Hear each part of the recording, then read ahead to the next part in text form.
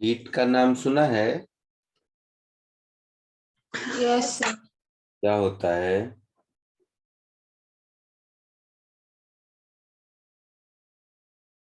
Sir गर्मी। गर्मी। बहुत बढ़िया। ये तो तुमने हीट का मीनिंग बता दिया। गर्मी मतलब तो समर होता है।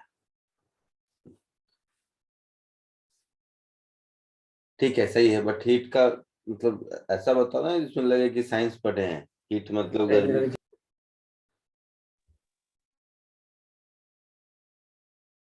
बोलो।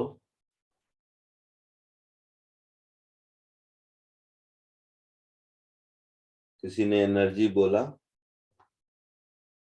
कैसा एनर्जी है?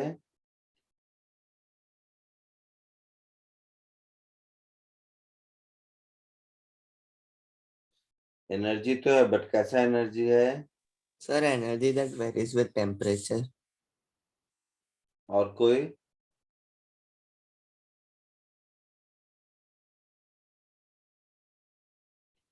Sir it is a type of kinetic energy. नहीं।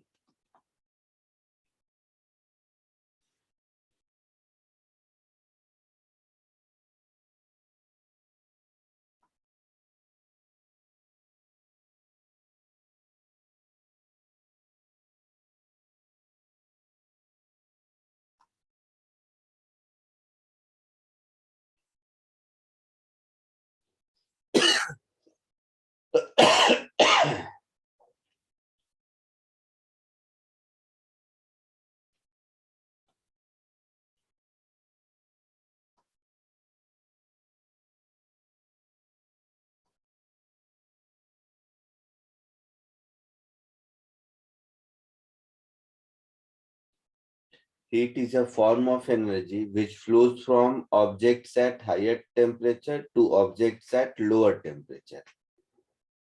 So, हीट एनर्जी और मैकेनिकल एनर्जी में फर्क क्या होता है? मैकेनिकल एनर्जी जैसे काइनेटिक, पोटेंशियल, ये सब कुछ कहते हो।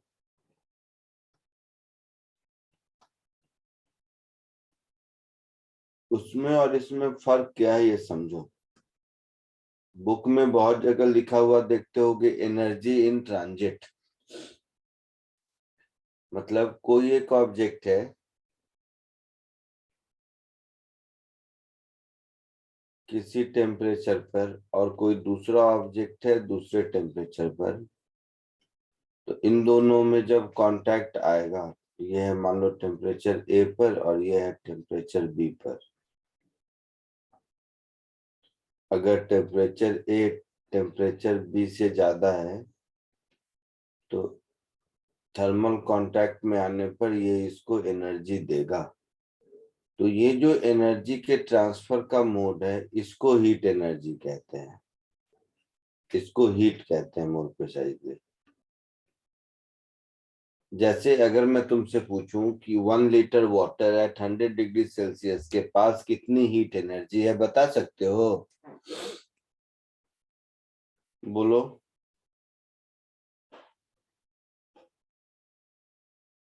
क्या सर?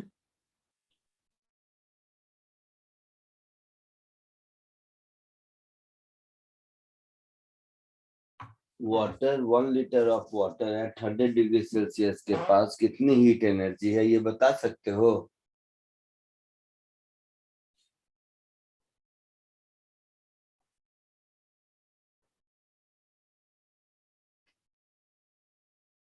नहीं।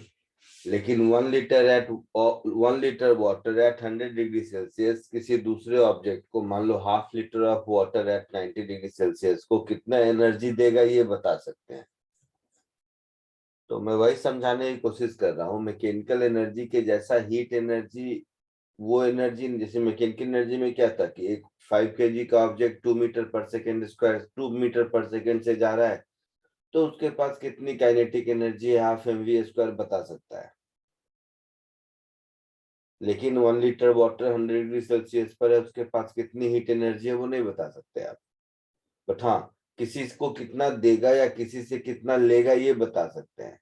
तो हीट जो एनर्जी का फॉर्म है वो केवल और केवल फ्लो में एग्जिस्ट करता है कि हायर टेम्परेचर ऑब्जेक्ट से लोअर टेम्परेचर ऑब्जेक्ट को कितना एनर्जी देगा या कितना लेगा, ये जो भी लेन देन है वो जिस फॉर्म में है उस फॉर्म ऑफ लेन देन को हीट एनर्जी कहते हैं। क्लियर है? Yes, sir. Yes, sir. तो हीट है एनर्जी,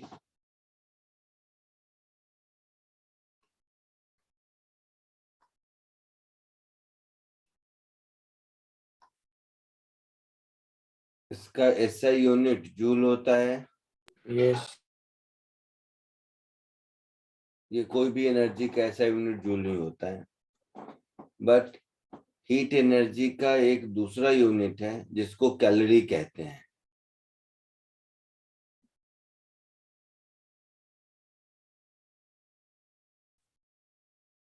तो कैलोरी यूनिट एक है जो मेनली हीट के लिए यूज करते हैं।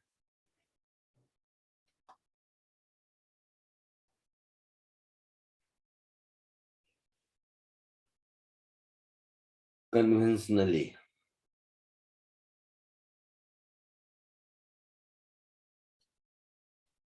तो कहीं भी ऐसा नहीं सुनोगे तुम कि किसी के पास 5 कैलोरी ऑफ मैकेनिकल एनर्जी है। मैकेनिकल एनर्जी जब भी रहता है कन्वेंशनली जूल से रिप्रेजेंट करते हैं,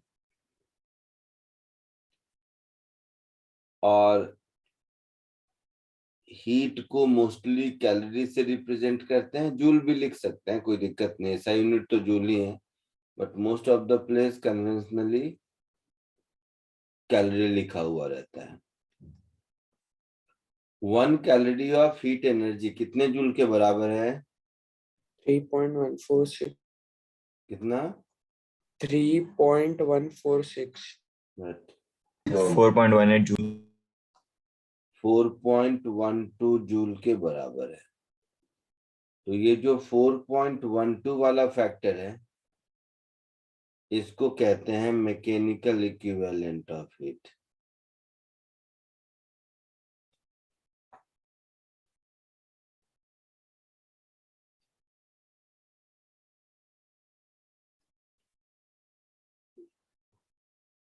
देख के ही लगता है मैकेनिकल इक्विवेलेंट का मतलब 1 यूनिट ऑफ हीट एनर्जी कितने यूनिट ऑफ मैकेनिकल एनर्जी के बराबर है, उसको मैकेनिकल इक्विवेलेंट ऑफ हीट कहते हैं।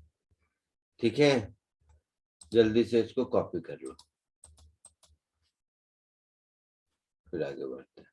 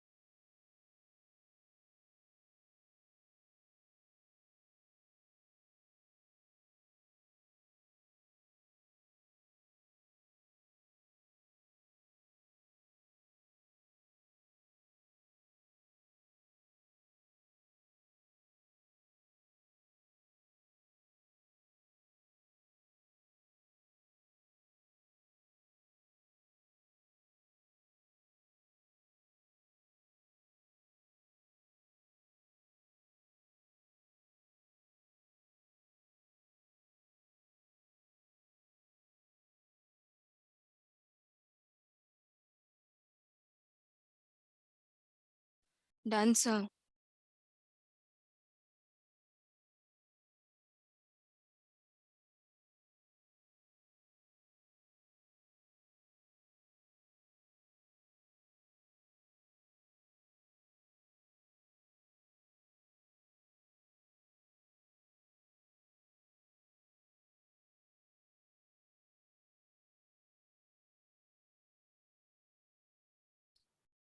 लिख लिया सबने?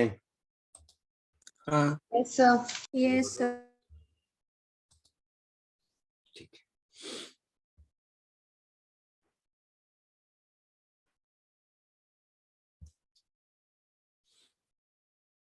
टेम्परेचर क्या होता है?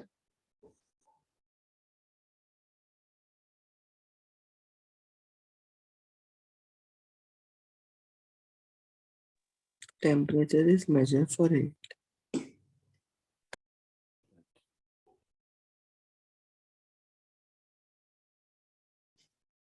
और कोई?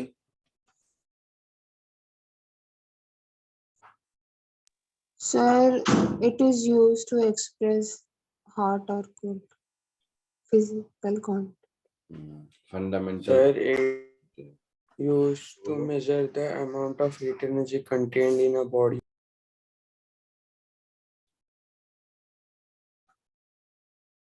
So a fundamental physical quantity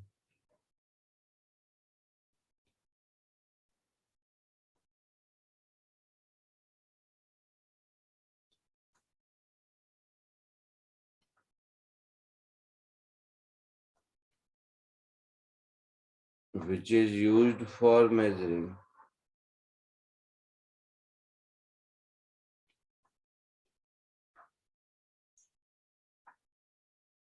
degree of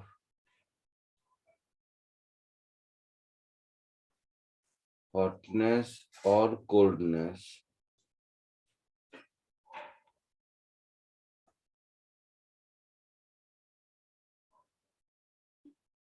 of an object. जैसे कोई ऑब्जेक्ट कितना गर्म है कितना ठंडा है उसको क्वांटिफाई करने के लिए उसको न्यूमेरिकल वैल्यू ऐसे केवल कह देने से कि ये ठंडा है ये गर्म है ऐसा नहीं चलेगा ना, उसको बताना पड़ेगा कितना ज्यादा ठंडा है कितना ज्यादा गर्म है। तो इस क्वांटिफिकेशन के लिए एक फंडामेंटल फिजिकल क्वांटिटी डिफाइन किया गया जिसको टेम्परेचर कहते हैं। तो किसी भी मेजरमेंट के लिए एक स्टैंडर्ड डिफाइन करना जरूरी है ना। जैसे अगर हम डिस्टेंस में भी 1 मीटर कहते हैं तो वो एग्जैक्टली 1 मीटर कितना डिस्टेंस है वो तो फिक्स करना पड़ेगा ना कि इसी को 1 मीटर बोलेंगे, Yes, sir. है ना। तो ठीक वैसे ही टेम्परेचर को मेजर करने के लिए दो स्टैंडर्ड फिनोमेना को फिक्स किया गया। एक को कहते हैं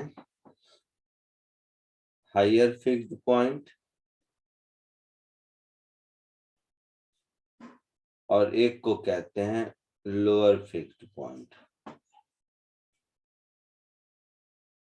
अपर फिक्स्ड पॉइंट ऐसा कर दो, upper fixed point and lower fixed point.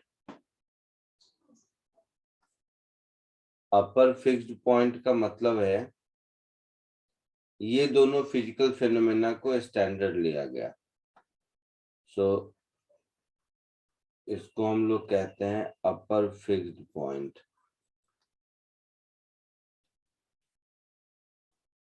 That is temperature at which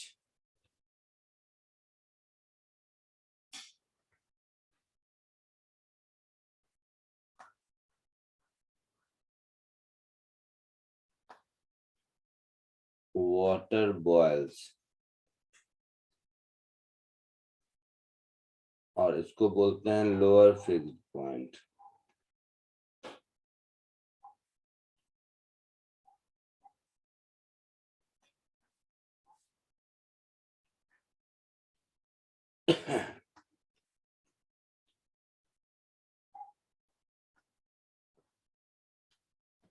That is temperature at which water freezes.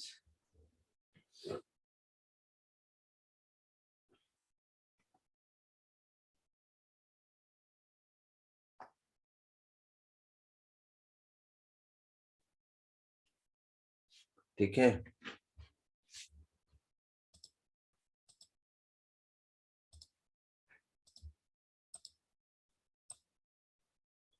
तो अपर फिक्स्ड पॉइंट और लोअर फिक्स्ड पॉइंट को स्टीम पॉइंट और आइस पॉइंट भी कहते हैं, कहीं कहीं बुक में लिखा हुआ मिल सकता है।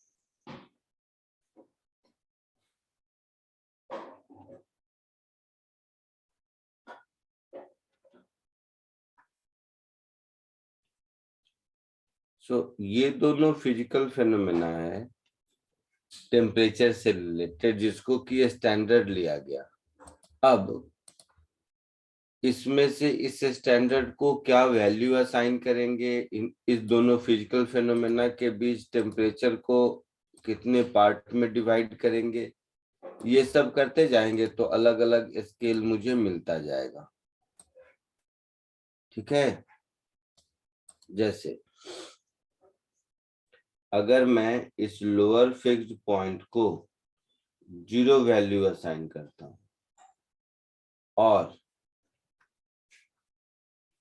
लोअर फिक्स्ड पॉइंट और अपर फिक्स्ड पॉइंट के बीच 100 डिविजन्स रखता हूं, तो ऊपर वाले की वैल्यू 100 हो जाएगी अपर फिक्स्ड पॉइंट की। तो ये एक स्केल बन गया जिसको बोलते हैं Celsius scale.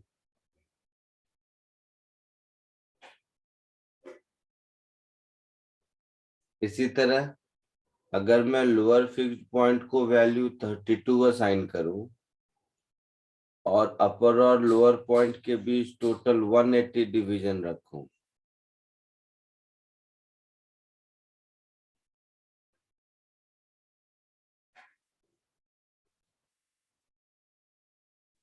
Lower fixed point और अपर फिक्स्ड पॉइंट के बीच 180 डिवीजन रखूं, तो ये 212 हो जाएगा।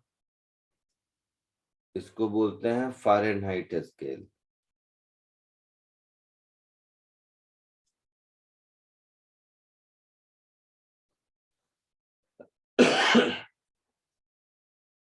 इसी तरह लोअर फिक्स्ड पॉइंट की वैल्यू अगर 273 है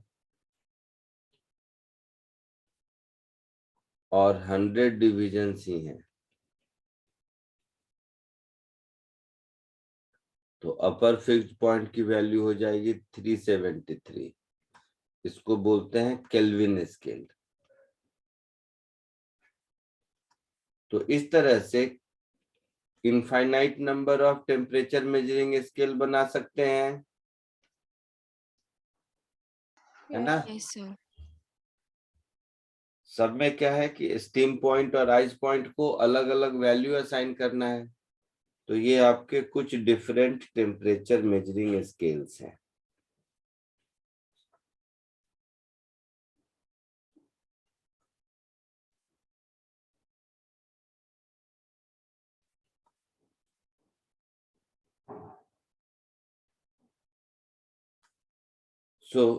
कोई भी टेम्परेचर मेजरिंग स्केल हो, उसमें reading minus lower fixed point upon number of division,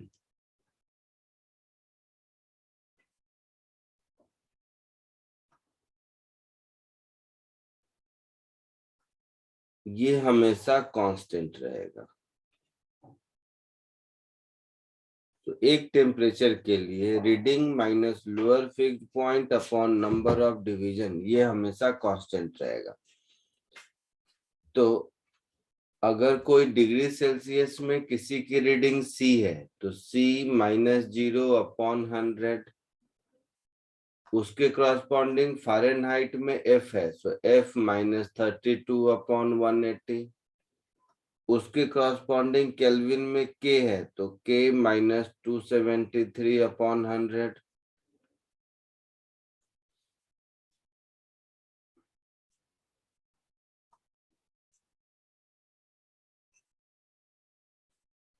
तो ये कुछ ऐसा मिलेगा, C/5 is equal to F -32 upon 9 is equal to K -273 upon 5। ये एक रिलेशन मिला जो स्कूल में भी पढ़ते होगे, Yes, sir. है ना। तो ऐसा कोई और भी स्केल रहे तो हम रिलेशन बना सकते हैं ना, अगर मुझे ये पता है तो। समझ आया? Yes, sir. Yes, sir. This is relation between temperature measuring scales. Clear है? हाँ सर। जल्दी से इसको कॉपी कर लो।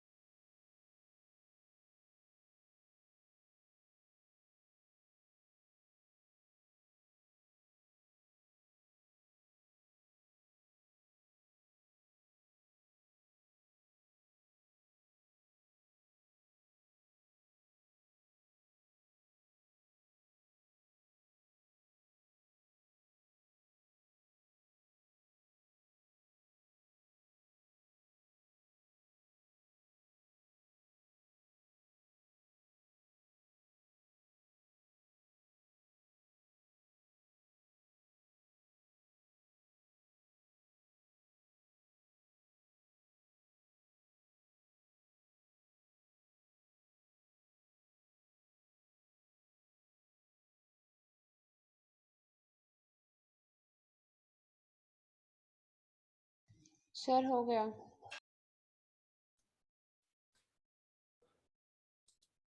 हो गया, आगे बढ़े। सर वो रिलेशन के बाद क्या है नीचे? Relation between temperature measuring scales.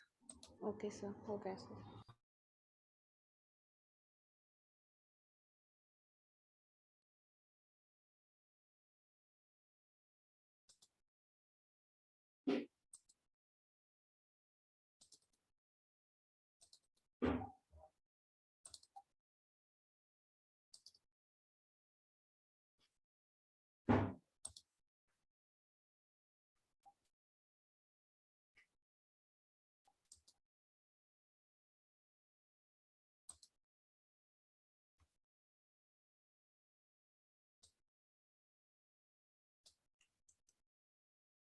सबका हो गया या कोई अभी भी लिख रहा है? हो गया। चलो एक क्वेश्चन करो सिंपल सा। जेई में 2016 में पूछा भी था, कभी कभी इजी क्वेश्चन पूछ देता है वैसे।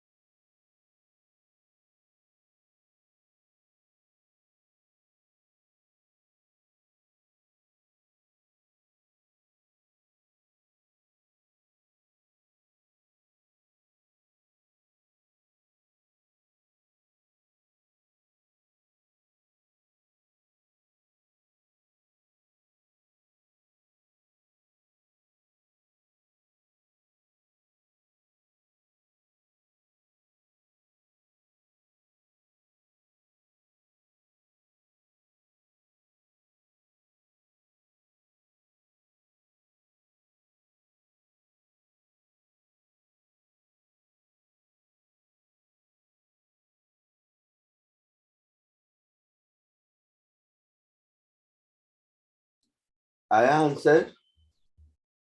Yes, sir. क्या आया? सब अंदर 20 degrees Celsius.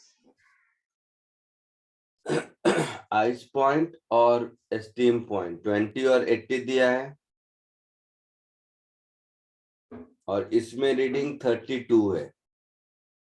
तो पूछा है सेल्सियस में कितना होगा, यही कहानी है। Yes, sir. So 32 minus 20, 32 minus 20 upon 60 is equal to degrees. What will be the temperature in centigrade में? तो C minus 0 upon 100 ऐसा होगा।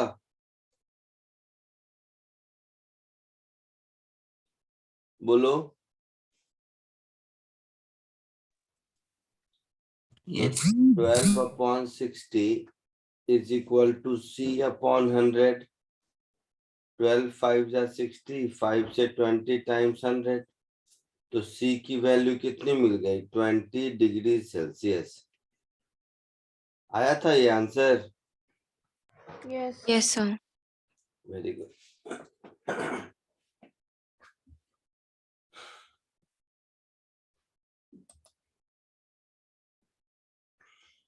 ठीक है, चलो।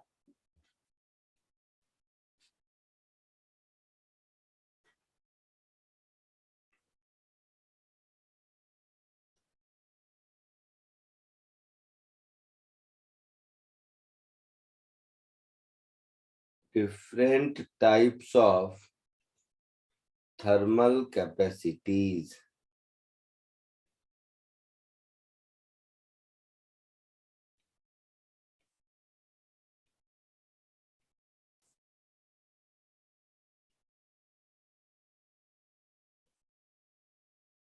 स्पेसिफिक हीट कैपेसिटी का नाम सुना है?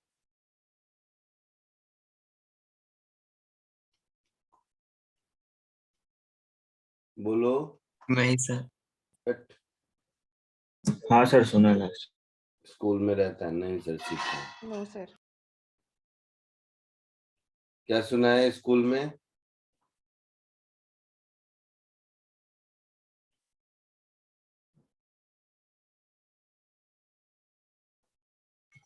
The amount of heat required to raise the temperature of a mixture by 1 degree Celsius. But amount of heat required to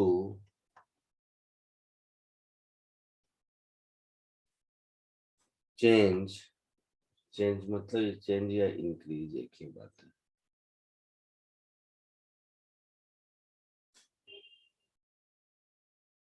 To increase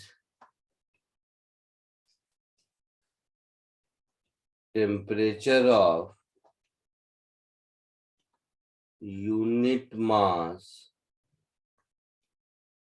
of an object by 1 degree Celsius or 1 Kelvin. Temperature difference degree Celsius या kelvin में एक ही होता है ना? तो इसका unit क्या हो जाएगा? जूल पर केजी पर केल्विन या कैलोरी पर ग्राम पर degree Celsius. Specific heat capacity of water होता है 1 कैलोरी पर ग्राम पर डिग्री सेल्सियस या 4200 जूल पर केजी पर केल्विन। ठीक है, अब सोचो स्पेसिफिक हीट कैपेसिटी अगर S है तो किसी m मास के ऑब्जेक्ट का डेल्टा T से टेम्परेचर चेंज करने के लिए जो हीट लगेगा उसको ms डेल्टा T बोलेंगे। कॉमन सेंस है, यहीं इसी डेफिनेशन से मिला।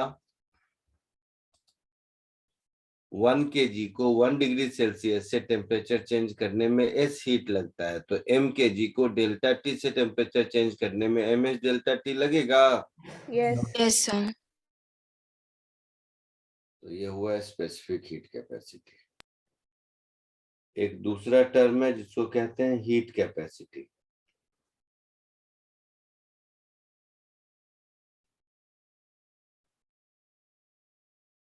Capital S.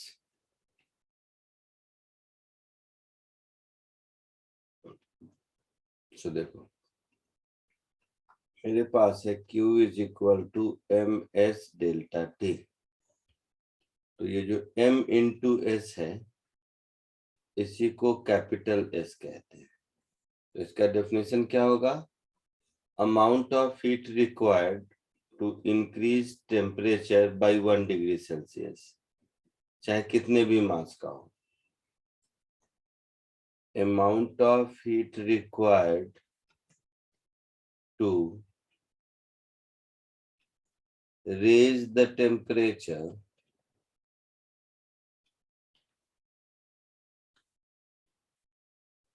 of an object by 1 degree Celsius. So heat capacity is a small mass times a specific heat capacity.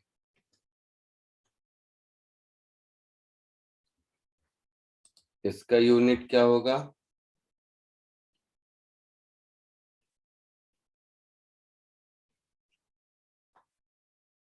Joule पर केल्विन और कैलोरी पर डिग्री सेल्सियस।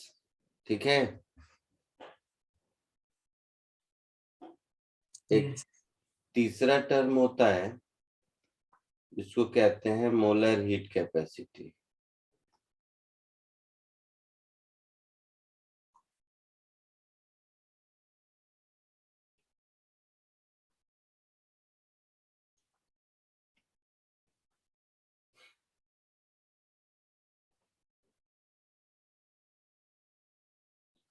तो इसको हम लोग डिफाइन करते हैं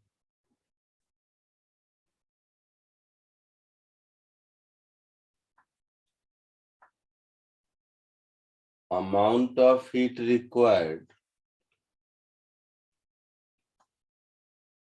to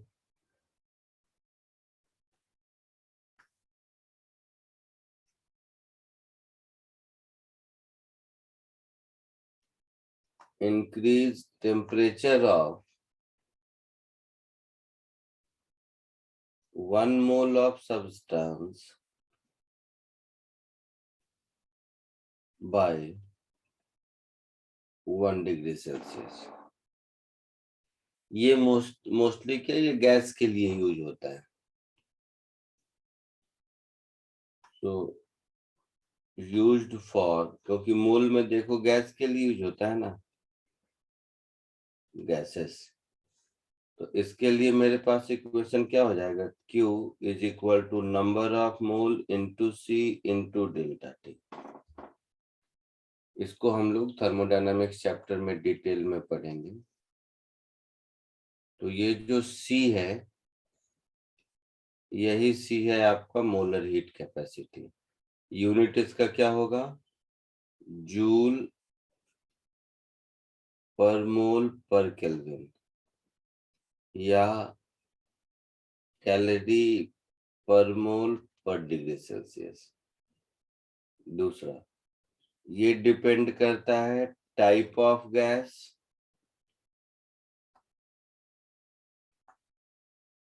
एंड जिस प्रोसेस से हीट दिया गया उस पर, and thermodynamic process of heating और कूलिंग। ठीक है।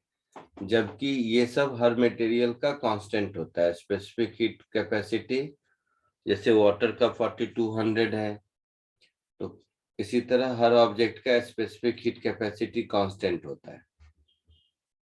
मोलर हीट कैपेसिटी हर गैस का कांस्टेंट नहीं होता है, मतलब वो टाइप ऑफ गैस पर तो डिपेंड करता ही है, साथ ही साथ किस प्रोसेस से आप उसको हीट दे रहे हैं या उससे हीट ले रहे हैं उस पर भी मोलर हीट कैपेसिटी डिपेंड करता है। कैसे, ये हम लोग थर्मोडायनामिक्स चैप्टर में देखेंगे। बट ये 3 टाइप के थर्मल कैपेसिटीज होते हैं, कॉपी कर लीजिए।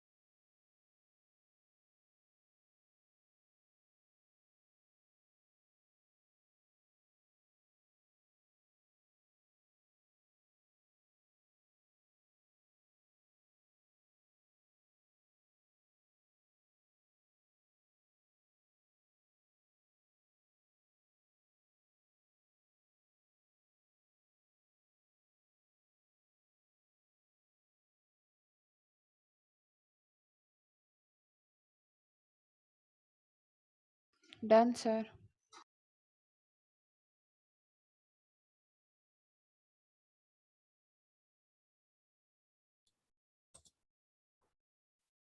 आगे बढ़े। Yes, sir. Yes, sir. तो हीट देने से हर बार टेम्परेचर चेंज करेगा जरूरी नहीं है। हीट देने से टेम्परेचर नहीं चेंज करता है, कभी कभी स्टेट चेंज करता है, सॉलिड से लिक्विड, लिक्विड से गैस, उसको लेटेंट हीट कहते हैं। मालूम है? Yes, sir. Yes, sir.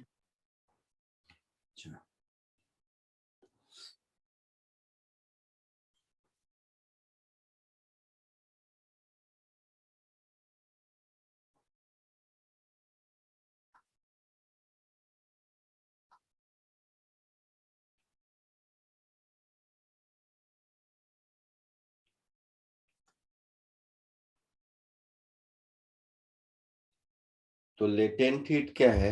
Heat required to change the state without at constant temperature. ठीक है।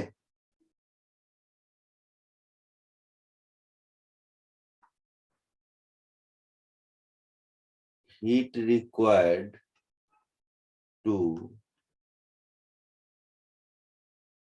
Change the state of unit mass of an object at constant temperature is called latent heat. Common sense है? Yes, sir. तो यहीं से दिख रहा है latent heat दो टाइप के होंगे। अगर हमारा सॉलिड से लिक्विड में कन्वर्ट हो रहा है, सॉलिड से लिक्विड में कहां पर? एट आइस पॉइंट पर, या फ्रीजिंग पॉइंट बोल दो, एक ही बात है।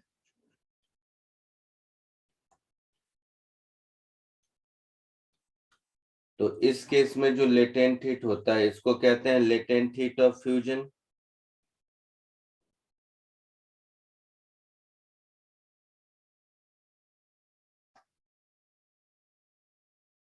इसको कहते हैं लेटेंट हीट ऑफ फ्यूजन,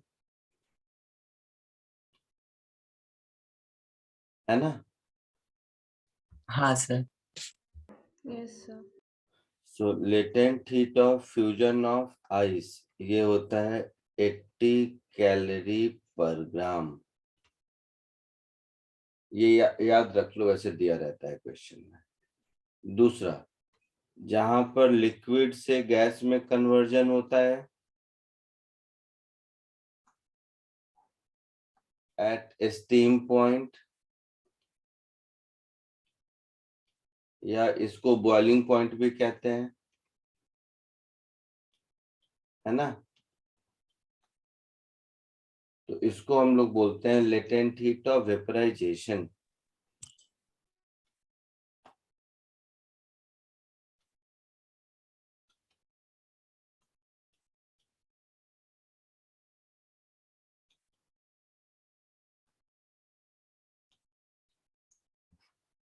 ठीक है। So latent heat of vaporisation of water कितना होता है?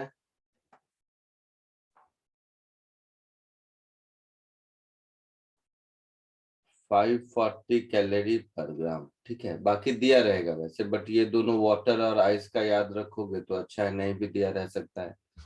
तो ये हुआ आपका लेटेंट हीट। तो लेटेंट हीट दो टाइप के होते हैं, समझ आया? Yes, sir. एक लेटेंट हीट ऑफ फ्यूजन और दूसरा लेटेंट हीट ऑफ वेपराइजेशन। ठीक है। सर सॉलिड से गैस नहीं हो सकता? हो सकता है। किसी भी टेम्परेचर पर हो सकता है, बट ये दोनों स्टैंडर्ड है। बट उसके लिए किसी टेम्परेचर पर देखते हो कि आइस से भी गैस निकलता हुआ, हवा स्टीम निकलता हुआ, Yes, तो sir. हर टेम्परेचर पे अगर प्रेशर को बैलेंस किया जाए तो ये काम हो सकता है, बट ये दोनों स्टैंडर्ड है। ठीक है,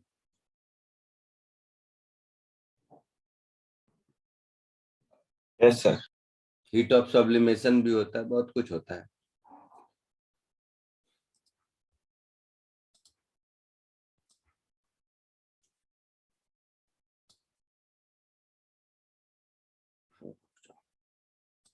मेहनत कौन करे।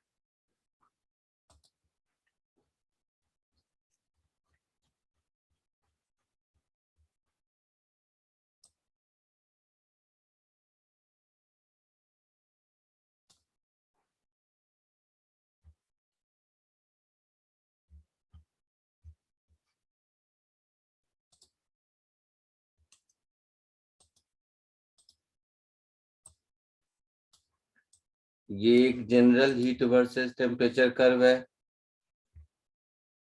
जिसमें हम लोग हीट देते गए तो आइस यहाँ तक पहुंचा, यहाँ से फर्दर हीट दिया तो आइस वाटर में चेंज हुआ, बट टेम्परेचर इंक्रीज नहीं हुआ। फिर हीट दिया तो वाटर का टेम्परेचर इंक्रीज हुआ। फिर बॉइलिंग पॉइंट पर जब पहुंच गया तो टेम्परेचर इंक्रीज नहीं हुआ, वाटर स्टीम में कन्वर्ट हुआ, है ना। और उसके बाद फिर हीट दिया तो स्टीम का टेम्परेचर इंक्रीज हुआ। ये वही कहानी है total. Yes, sir. Yes, sir. तो उसमें से ये वाला जो पोर्शन है, अगर मैं यूनिट मास के लिए ये ग्राफ ड्रॉ कर रहा हूं, तो यहाँ पर ये वाला जो पोर्शन है यही लेटेंट हीट ऑफ वेपराइजेशन है, और ये वाला जो पोर्शन है यही लेटेंट हीट ऑफ फ्यूजन है। Yes, समझ sir. आया? Yes, sir. तो ये आपका है लेटेंट हीट ऑफ वेपराइजेशन।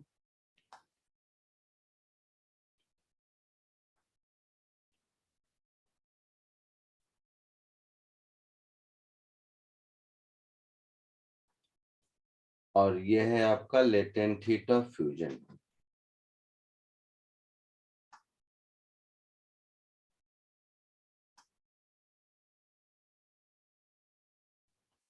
ठीक है, ये बॉइलिंग टेम्परेचर, ये मेल्टिंग टेम्परेचर। कॉपी कर लीजिए इसको।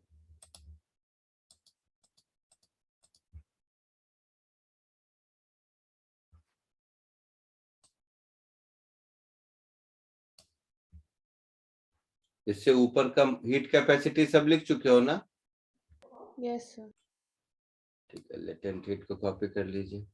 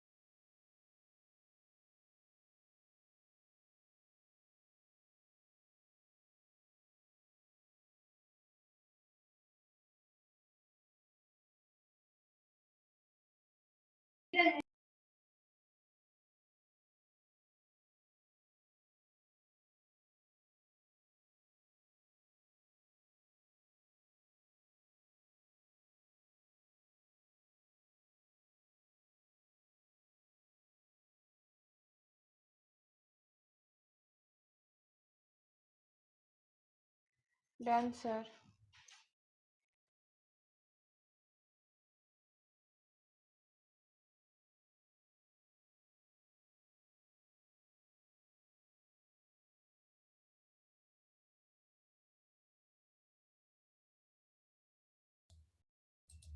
हो गया सबका?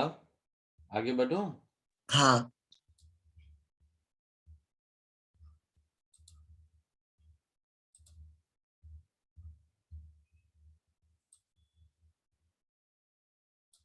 चलो इक्वेशन करो।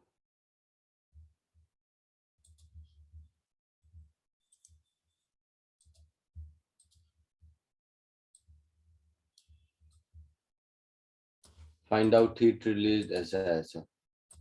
तो specific heat of water, latent heat, ये सब मालूम है आपको? ऊपर लिखा था मैंने। Yes, sir. आपको यहाँ पर और चाहिए होगा specific heat of ice and specific heat of steam. तो उसके लिए लिख लीजिए स्पेसिफिक हीट ऑफ आइस और स्पेसिफिक हीट ऑफ स्टीम दोनों इक्वल होता है 0.5 कैलोरी पर ग्राम। याद नहीं करना है, ये कैलोरी पर ग्राम पर डिग्री सेल्सियस क्वेश्चन में दिया हुआ है।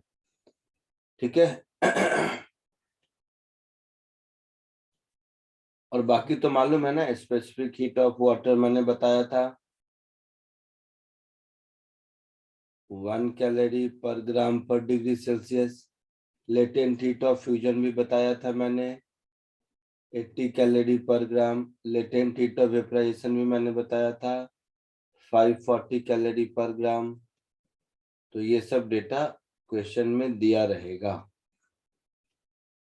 आया समझ में? Yes, sir. कोशिश करो सॉल्व करने का।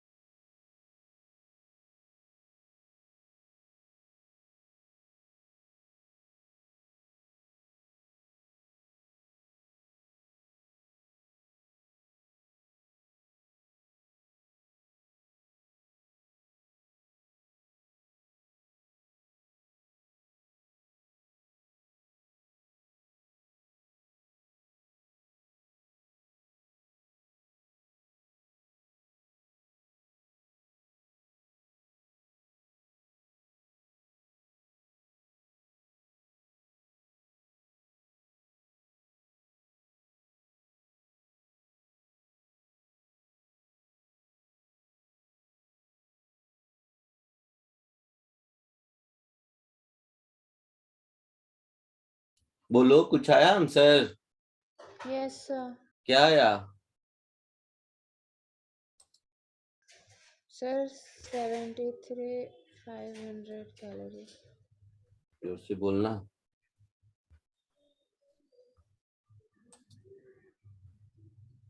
Sir, 73,500 calories. Very good. और किसी को?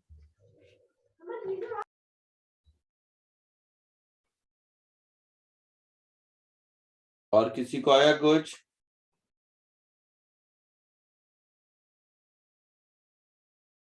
इधर देख, 100 gram ice eight -10 degree Celsius है, तो ये पहले कन्वर्ट होगा 100 gram ice eight 0 degree Celsius पर होगा। बोलो इसमें कितना हीट चाहिए?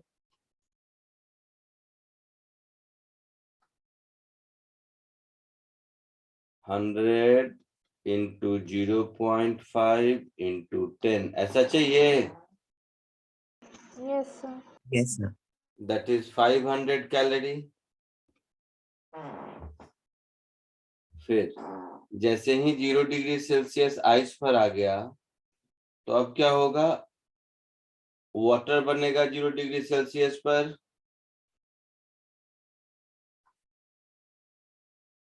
होगा।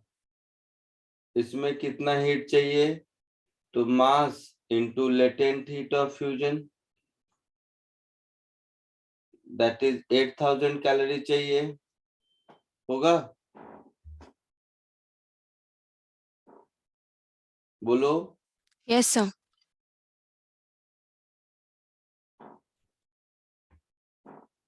ये Q2 होगा, Q1 कह दो, ऐसा कुछ।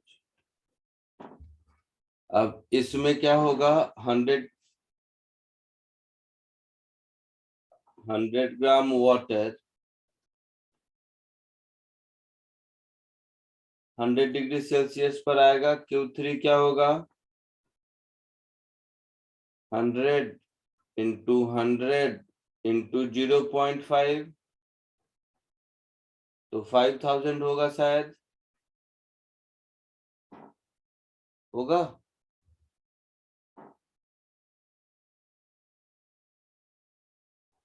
बोलो। Yes, sir. फिर यहाँ से 100 ग्राम स्टीम बनेगा।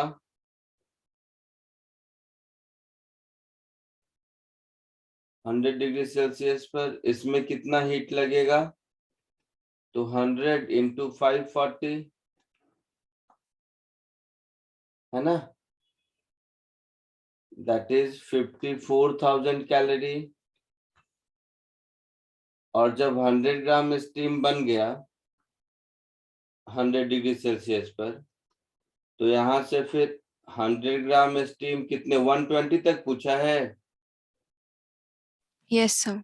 तो 120 डिग्री सेल्सियस पर इस पर कितना होगा? तो 100 इंटू 0.5 इंटू 20, 1000 होगा। Yes, sir. होगा ऐसा?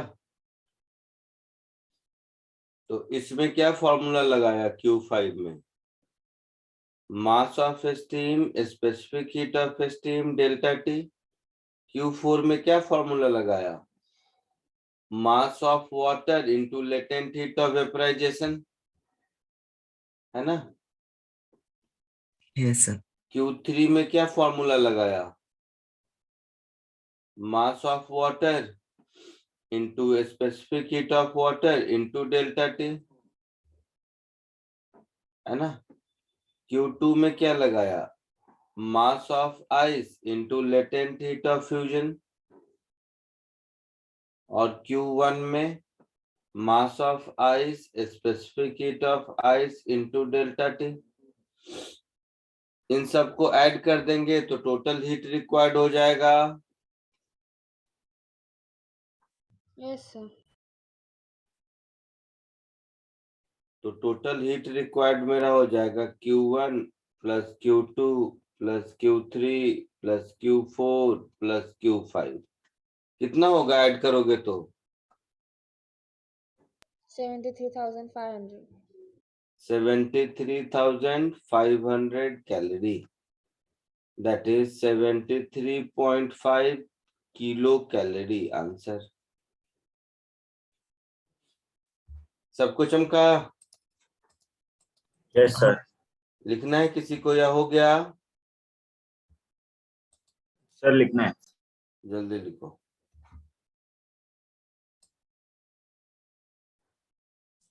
Sir, थोड़ा minimize करो.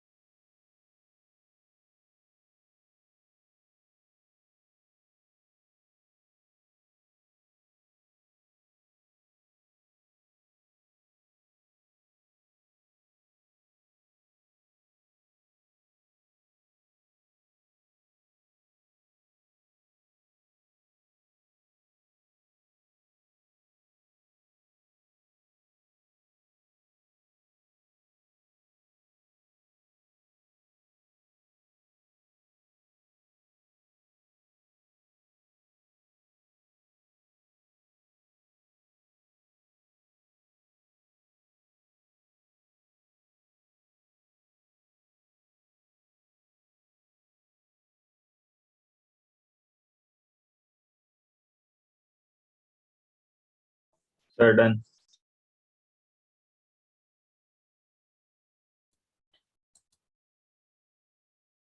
आगे बढ़े? Yes, sir. Yes, sir. चलो एक और क्वेश्चन करो.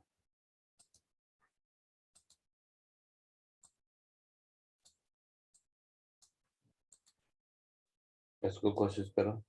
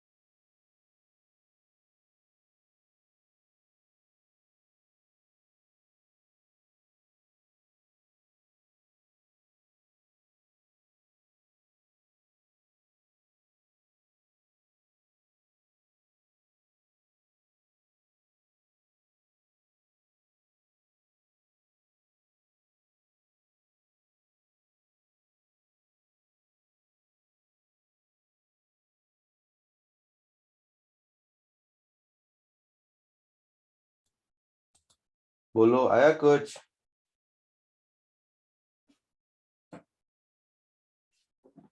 नहीं सर, कर रहे हैं। 2 मिनट्स है।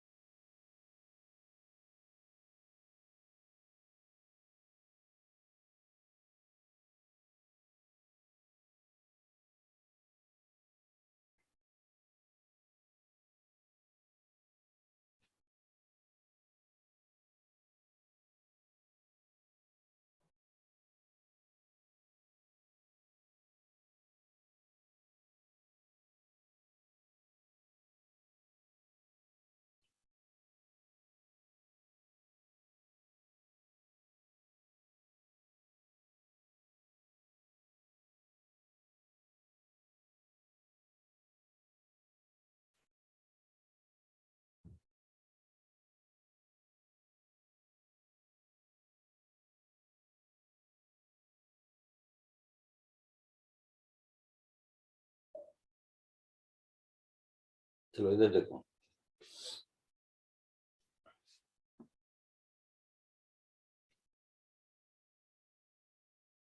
500 ग्राम वाटर 80 डिग्री सेल्सियस पर है, तो ये क्या होगा, हीट लेगा।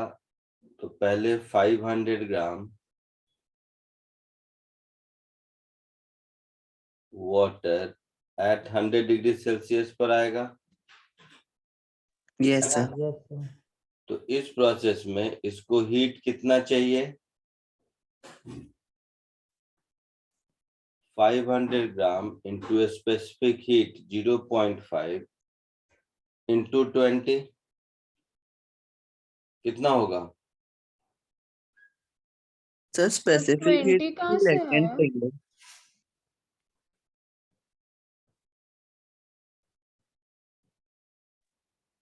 500 ग्राम वाटर, अच्छा 0.5 नहीं 1 होगा ना, वाटर है ना, तो ये 1 होगा। 80 से 100 जाने में बोलो यस सर। कितना होगा? 10,000. 10,000 कैलोरी होगा ऐसा? Yes Yes, sir. sir.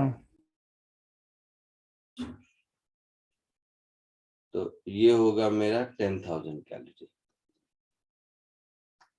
ये 10,000 कैलोरी इसको कौन देगा?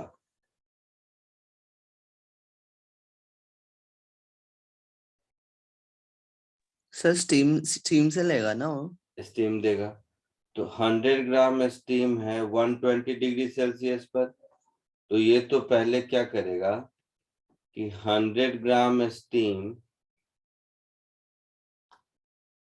एट 120 डिग्री सेल्सियस, ये आएगा 100 gram steam at 100 degree Celsius. Yes sir. अच्छा, तो इसमें कितना एनर्जी रिलीज हुआ, 100 इंटू 0.5 इंटू 20 होगा। Yes, sir. सर 0.5 कैसे? अरे स्टीम का स्पेसिफिक हीट, ओके सर। तो ये कितना होगा बताओ?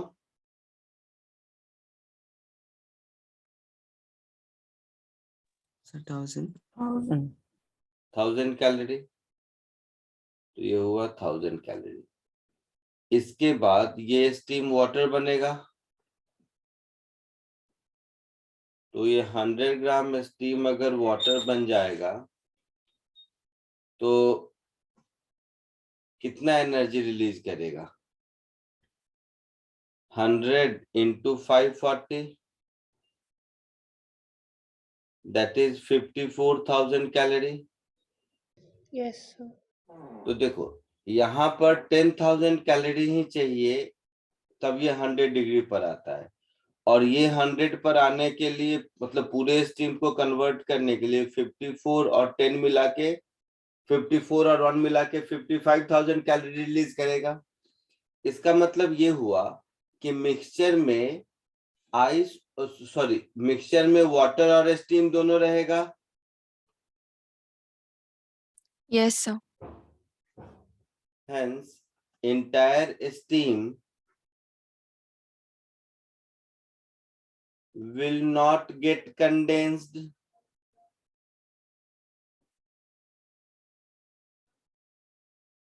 है ना? And hence, Yes, sir. in mixture, both steam and water will coexist at 100 degree Celsius. ऐसा होगा? सर स्टीम कंडेंस क्यों नहीं होगा? अरे स्टीम कंडेंस होगा तो 54,000 कैलोरी हीट देगा और वन इधर 55,000, और फिर भी रहेगा 100 पर ही, और वाटर को 100 तक आने के लिए 10,000 ही चाहिए।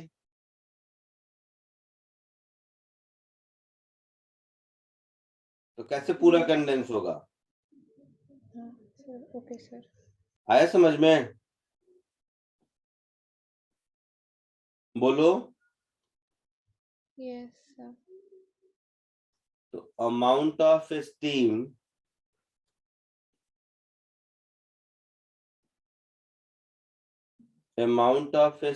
कंडेंस्ड, ये कितना हो जाएगा? तो 10,000 में से 1,000 यहां से मिल गया, रिमेनिंग 9,000 मिलेगा। तो 9,000 अपॉन 540,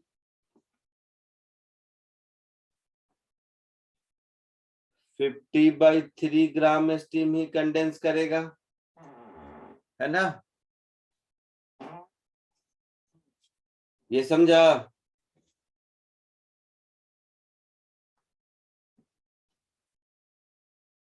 तो मिक्सचर में स्टीम कितना बच गया? स्टीम कितना था? 100 ग्राम। तो 100 माइनस 50/3,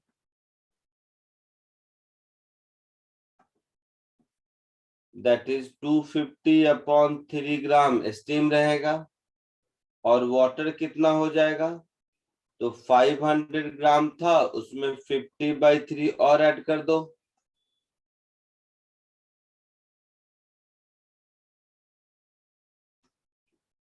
तो इतना ग्राम वाटर बन गया, ये मिक्सचर रहा, और ये इक्विलिब्रियम टेम्परेचर रहा। आया समझ में कुछ?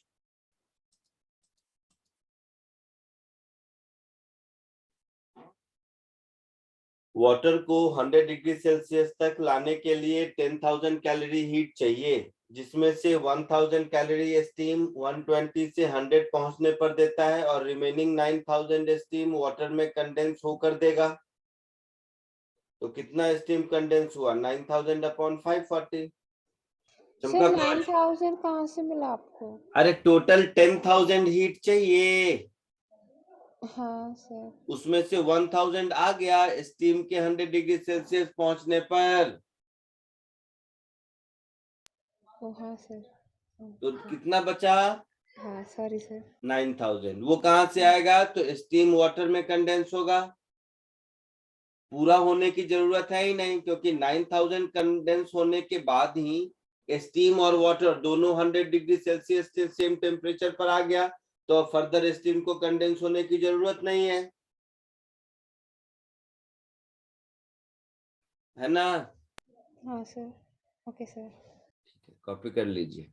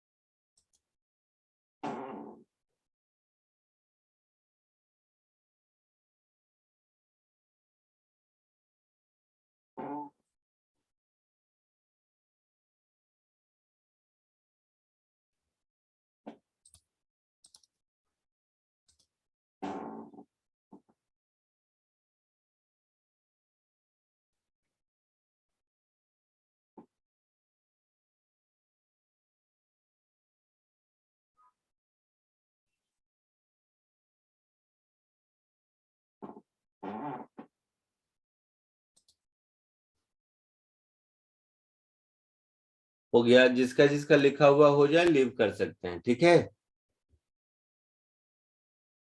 चलिए बाय, आज के लिए इतना ही।